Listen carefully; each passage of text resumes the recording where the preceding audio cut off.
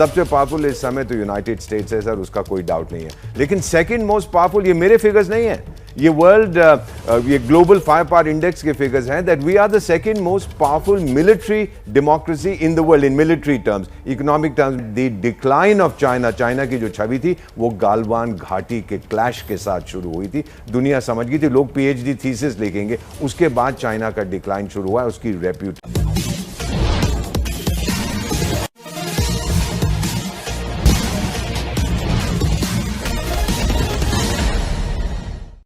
World fire power ranking एक ऐसी ranking है जो दुनिया भर के देश के सेनाओं के शक्ति का आकलन करके एक रिपोर्ट हर साल जारी करता है।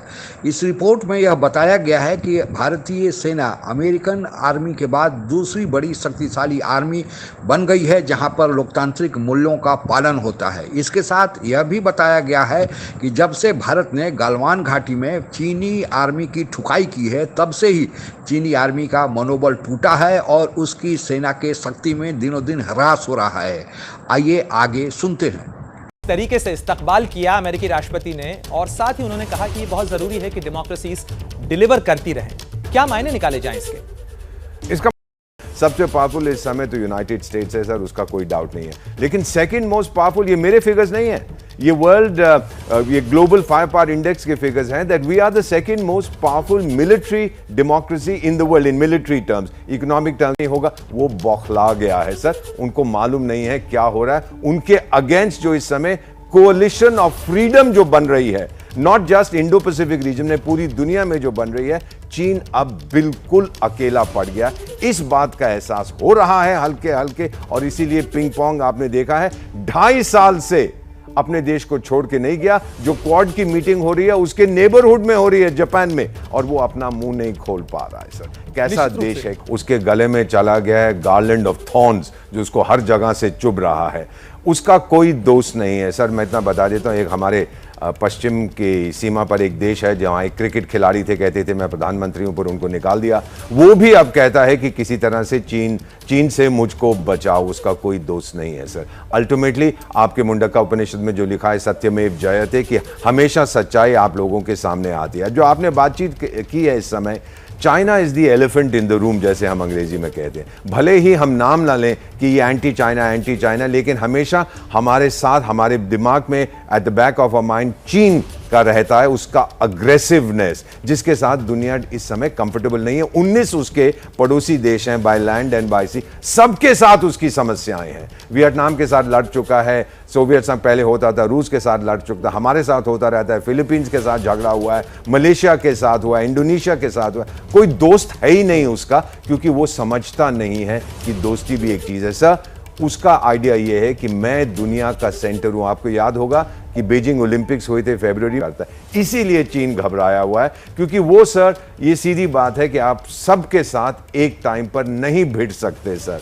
और जितना मर्जी आप अपने आप को शक्तिशाली करिए, जो पीपल्स लिबरेशन आर्मी है, उसकी जो छवि बना रखी थी कि एक चाइनीज सोल्जर 1 करोड़ दूसरे सिपाहियों को मार देगा, वो खत्म हो गई है सर। वो पेपर ड्रैगन है, और ड्रैगन में कोई दम नहीं है, पूरी दुनिया ने देख लिया। मैं आपको बता देता हूं सर, मेरी उम्र 71 साल की है, मैं नहीं रहूंगा, लेकिन आज के 30 साल के बाद लोग कहेंगे that the decline of China, China की जो छवि थी वो गालवान घाटी के क्लैश के साथ शुरू हुई थी। दुनिया समझ गई थी, लोग पीएचडी थीसिस लिखेंगे, उसके बाद चाइना का डिक्लाइन शुरू हुआ है, उसकी रेप्यूटेशन का।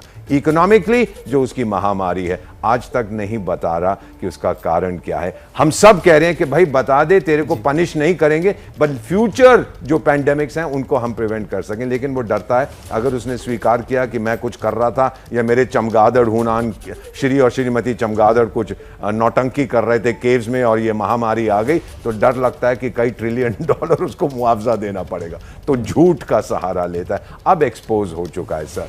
और अगर मैं आज चाइनीज होता, बाय द वे जो लेटेस्ट एडलमैन ट्रस्ट बैरोमीटर के फिगर्स हैं, चीनी लोग भी अब कम्युनिस्ट पार्टी पर भरोसा नहीं करते। अमेरिकी राष्ट्रपति को हमने सुना, वो तो रूस पर भी बोल रहे हैं, चीन पर भी बोल रहे हैं, लेकिन भारतीय प्रधानमंत्री का जो संबोधन था वो बहुत संतुलित था, बहुत सधा हुआ था, जिसमें व्यापक विषयों पर बात की गई। ये रणनीति क्या है? हमेशा से ये भारत की परंपरा रही है कि हम ब्रॉड टर्म्स में बातचीत करते हैं, क्योंकि सर जब हम कहते हैं ना वासुधैव कुटुंबकम, पूरी दुनिया एक परिवार है, इसको हल्का मत लीजिएगा। ये हमारी परंपरा, ये हमारा विश्वास है।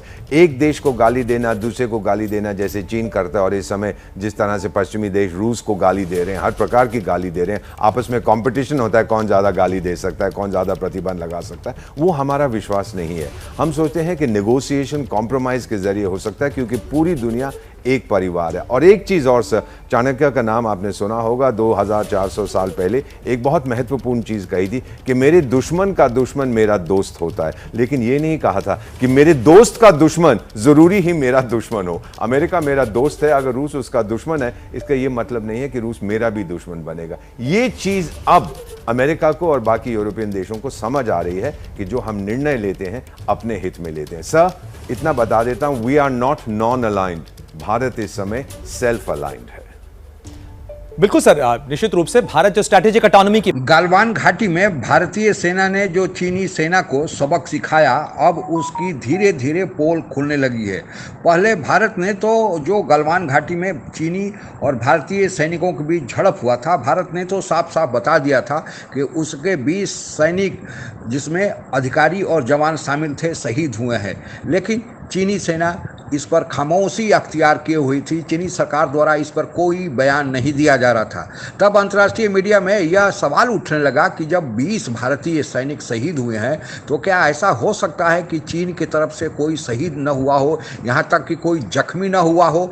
इतना छीछा लेदर होते देख चीनी सरकार ने यह स्वीकार किया कि उसके 4 सैनिक शहीद हुए हैं, और इसके बाद से फिर चीन ने खामोशी अख्तियार किया। इसी बीच भारतीय सैनिकों ने ब्लैक टॉप जो चीनी इलाके में है उस पर कब्जा कर लिया। चीन पर दबाव बढ़ने लगा और फिर अमेरिकी एक मीडिया ने यह खुलासा किया कि चीन के तरफ से 43 सैनिक, जिसमें अधिकारी और जवान शामिल हैं, मारे गए हैं।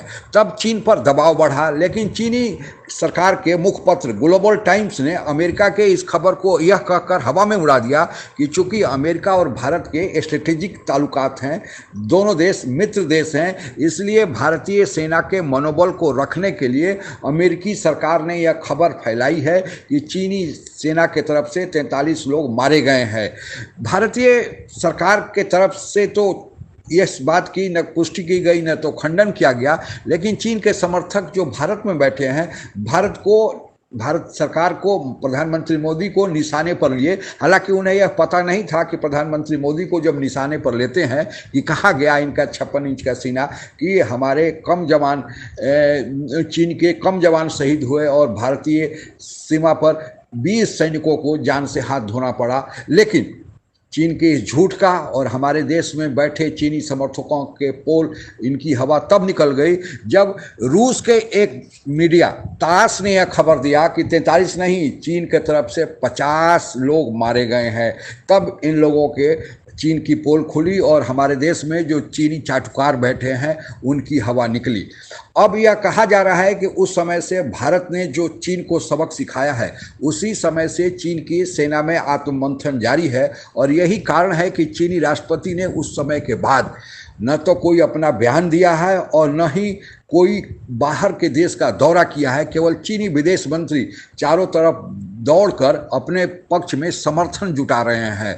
और अब तो जो क्वाड का गठन हुआ था चीन के खिलाफ में, जिसमें भारत के अलावा अमेरिका, ऑस्ट्रेलिया और जापान शामिल थे, अब जो चीन के जितने भी पड़ोसी 12-13 देश हैं जिनके साथ चीन का किसी न किसी तरह से सीमा विवाद है, जब उन्होंने देखा कि भारत चीन का मुंहतोड़ जवाब दे रहा है और चीन को औकात बता दे रहा है, तो वे सारे देश जो चीन के पड़ोसी थे और चीन के साथ उनका सीमा पर किसी न किसी तरह का पंगा था, चाहे समुद्री सीमा हो या फिर जमीनी सीमा हो, वे सारे भारत के पीछे लामबंद होकर खड़े दिख रहे हैं और चीन को मुकाबला, मुंहतोड़ जवाब देने के लिए भारत का पूरी तरह समर्थन कर रहे हैं, जो अभी हाल के क्वाड के मीटिंग में देखने को मिला। और इसके साथ साथ चीन को आर्थिक रूप से कमजोर करने के लिए क्वाड के देश तो अपनी तरफ से प्रयास कर ही रहे हैं। चीन तो अभी यह भी नहीं बता रहा है कि जो उसके यहाँ से महामारी उत्पन्न हुई थी उसके हालात क्या है, जबकि पूरी दुनिया में महामारी खत्म हो गई, लेकिन अभी भी चीन में लॉकडाउन जारी है।